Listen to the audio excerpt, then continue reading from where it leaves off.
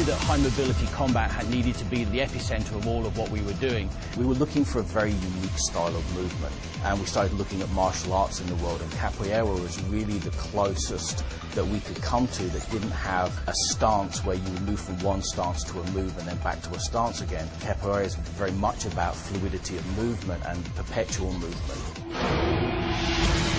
We wanted to fuse the mobility in combat, bounce off walls, jump on people, fire all these discs and then leap. And so for us, looking at capoeira and free running made perfect sense. One of the key mantras for the team as we were moving through this process was mobility is life. So everything we've created in the world actually allows us to live that mantra day in, day out. You run on walls to gain energy to keep you alive. You jump over objects to give you energy for your special weapons. And this really keeps the player mobile at all points. We put in some gameplay hooks to really entice the player to get out of one spot, explore the environment, and really use mobility as a tool in combat.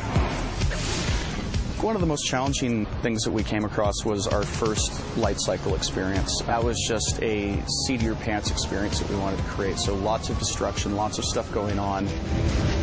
Light cycles, the biggest change for them is that the vehicle is much more updated in terms of physics.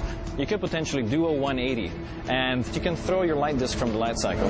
So we'll have levels where crazy stuff going on, buildings falling, things exploding around you, and then all of a sudden you've got to hop into a light tank, and it's a different game entirely.